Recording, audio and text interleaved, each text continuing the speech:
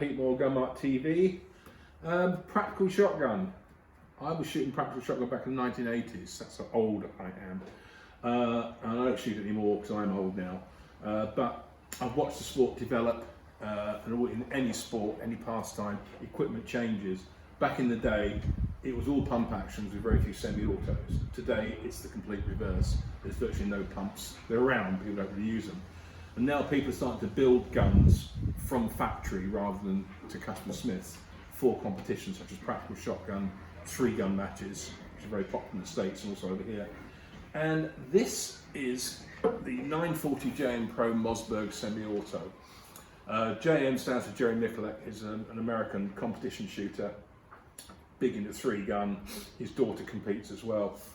And this gun was designed by him with Mossberg in mind to make it with go faster features and make it more shootable for competition. It may look familiar because back in 2015, I believe, Mossberg introduced the JM Pro Series 930, which is the same gun. And what they've done here, they've just updated it a little bit. And we'll take a look. But as an old pump action guy with an 870, this is quite a nice piece. It's got 24-inch barrel, 9+1 capacity, which is generous for a practical shotgun, in what I think is quite a well-sized and weighted package. So we'll leave it there and we'll just get around having a look around the gun first. Okay, as the Americans say, let's go butt to tip. The gun's synthetic furniture with impressed checkering. It's quite aggressive, but not too heavy. There's scallops up the front for fingers. And generally, it's quite comfy. It's a typically American butt, very low comb and angled down. Mossberg provide 3 spacers, 2 by ½ inch and 1 by ¼ inch, which gives you a maximum length of pull of 14.5 inches and a minimum of 13 inches. Oddly enough, I like a long butt, but I found it a little bit short in my arm. If you can see there, usually I like the butt to be in my inside of my elbow. It's about 1 inch away, and I just find I'm a little bit near the gun. But that's the way they do it, and I'm sure you could get some more space if you wanted them. Typically the Mossberg, one thing I do like about the gun is the tang-mounted safety. That's fire, red dot, and that's safe. Most American shotguns have a cross bolt either at the rear or the front of the trigger guard, which is okay, but not amazing. And on a competition gun, those sort of guns, you have to have a big head or a triangular plate to put on the safe to make it work. But this thing, you're up, forward, back, forward, back. I think though that Mossberg, because it's meant to be a comp gun, could have maybe increased the height in the middle a little bit to be a bit more push, but that's neither here nor there. Trigger is pretty good. And also it has a stop, so you can actually screw it in when you're shooting, or not when you're firing, and it makes the trigger physically stop once you pulled it. And at the front here, as you can see, a little button, that's a cocked action indicator. So if you watch, I'll pull the trigger, I'll take the safety off first, might help, and down it goes. It's just like a sort of a aid memoir. You're shooting, oh, I'm cocked, I'm ready to go, or I'm still cocked, so it's not a bad thing. We have also 2 extended controls, one of which I think is great, the other I'm not so certain of. This is a lot in extended cocking handle. On most sporting semi-autos, you get a small C-shaped hook. It works, but this thing is a lot to get hold of if you're wearing gloves. It's a great idea. This is the bolt release button. Good idea, but I have noticed in use of this gun, it works fine. When you go to cock it, I find your finger, and you can get in there, Ed, and see, sort of rubs up against the side of the bolt release button, and I find it's a little bit too interfering with what I do when I cock it. To be honest, if this were my gun, because it's a cracking gun, I would get a file to this and take a bit off and smooth it down so I wouldn't keep catching as I used it. But that's just me. You know, other people might say it's perfect. Jerry obviously thinks it's perfect because he designed it. Okay, underneath is a great feature. Loading a tube magazine shotgun, you need all the access you can. You really do. And what they've done here, as you can see, they've chamfered the size of the loading port considerably. And also, if you take a line up here, they've dropped it.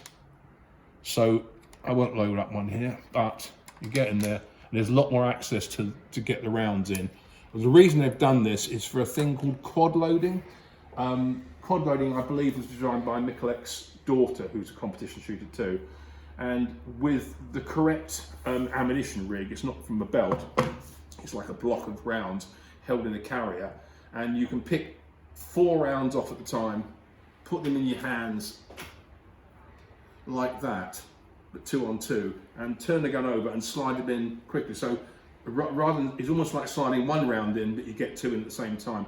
I've been practicing, and I'm not very good at 4, but I'm okay at 2, and hopefully we'll have a go at that when we do the shooting video side of this. But if you are into it, I mean, again, in my day, there was no such thing as quad loading.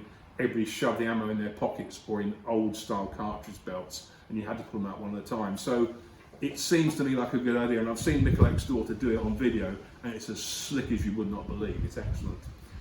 But again, it's something that people do. You used in the old days, you see the Remington 1100s, which used to be the kiddie for practical, not so much now, but people would cut them away and do all sorts of weird things to them. Moving forward, we have a 9+1 mag extension tube as standard, which is great. You do need a lot of rounds for practical, I always thought you did. It's a 3-part design, got a collar there, the main tube, and this, the end cap can come off. It's good because with these, you've got a massive magazine spring tubes, about 9 miles long. And if you take it apart, sometimes feeding all back in the short section and then screwing it on is awkward. So this way you can take the end cap off, wind it in, and just put it in, and it's easy to do. One thing I did find with this when I was loading up the first time, because the actual tube screws into the collar, which screws into the front of the forend. If you leave too much of a gap, you can get 4 rounds in, and on the 5th one it's really stiff. And I discovered that once this is up and tight, what you do, you wind the mag tube in as far as it can go, and it closes that gap, and the rim of the shell doesn't catch, and it's fine. It's a little thing to notice. If you're not aware of it, you couldn't work out why you're having a hard time getting your 5th round in. But it's just the fact that the magazine's not screwed in properly. Okay, also what they've done, which again I do like, the gun comes with 3 Briley chokes, screw-in chokes. Briley makes some damn good shotgun chokes. It comes in a set like this. This is a cylinder, which is probably what most people would use, because if you're going to shoot slug. This is a modified, and this is an improved cylinder. You know, it's debatable. People will hum and ha about how important chokes are on shotguns for practical work, but it's there. It's included in the package. Another nice little feature is obviously the gun has a vent rib, but it has a high vis front sight, and you get a number of options. You get white, day glow red we've got here, and a day glow green, and they do come up quite well and they're quite useful. One of the big things that they talk about in this gun is that they've improved the operating system. It's what's known as a gas tappet. It's basically it's a gas piston, but on guns like 1100 you had a steel linkage that connected to the bolt, so it was a physical connection between the gas piston and the bolt, which made it heavier and potentially slower. On the gas tappet system, which is very similar to how the Browning Maxus and Winchester SX series do it, there's a floating tube with 2 short steel rods on it. The gas comes down a normal way from the barrel by ports, and it hits a long tube, wraps around the magazine tube, which goes back, bangs into the tappet, and it literally knocks the bolt open each time and shuts it again. It is quick. They say that they've improved upon the basic system, and I've taken it apart, and it looks like they've drilled holes in the transfer tube, the one that goes backwards and forwards, hits a tappet, and I believe that stops fouling build up. But they say the gun's good for 1,500 rounds between cleanings, so I've had no problems with it so far. But yeah, it's nice. It's very practical. 2 things again that I think I question. There's no sling swivel studs on it, and okay, for competition gun you might not need it, but you might want to have a sling on it. And also on the old 930 Pro series, we had a magazine clamp that came with the gun, and there is no magazine clamp with this gun. All the pictures you see of the gun, you open the box, it's not there. Now, speaking again from personal experience, you're doing a jungle run or something like that, or a assault course with a shotgun, you can bang the hell out of it.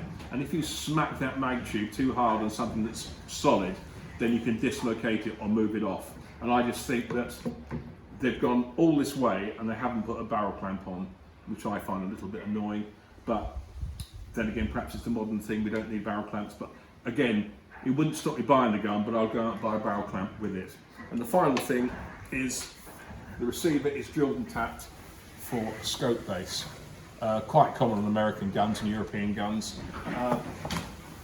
The only thing is, I would have really liked if Mossberg had put one in. I don't suppose they're that hard to get hold of, but a lot of people want to shoot slug through these things, and the best thing for slug, in my opinion, is a red dot sight. But there you go. That's what it is. It's light, it's handy. It looks the business, and it's pretty much does what it's designed to do. There's a few areas, as I said, there's areas I take a little bit of exception with, but that's just me. You know, that's what I feel about it. It's my personal view. Also, you can as well. My mistake. You can sort out the cast of the stock. You've got shims to go into alter it slightly, which is reasonably useful. Price I'm showing this gun at $1124.99. A comparable gun would be Beretta's 1301, which is again a practical style gun at $11.95, but you need to buy a mag extension at 100 quid, so it's about the same. Interestingly enough, I looked up my 2015 review of the 930 Pro series, and the price then was round about £800. Okay, it's 5 years ago, but it just shows how things change. Okay, well, we're going to have some fun shooting this. So.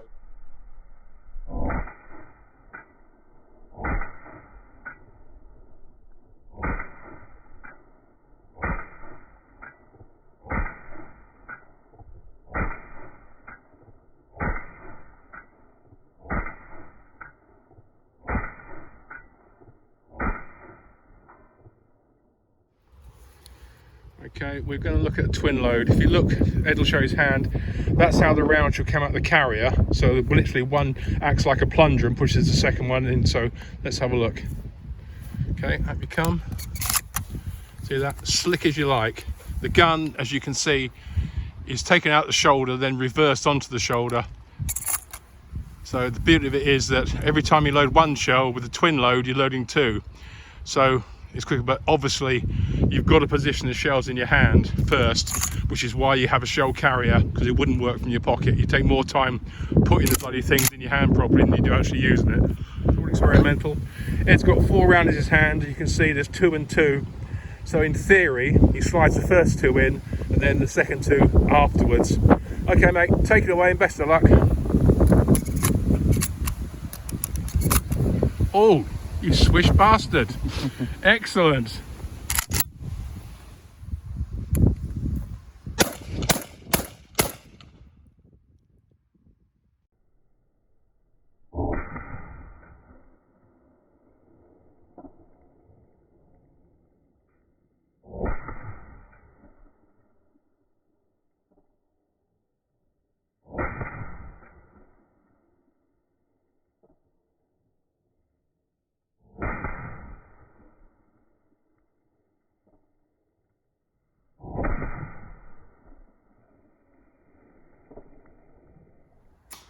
Well, I have to say, we had a great time, we really did. As you can see, this is not all of it we shot, but just all of it decided to pick up.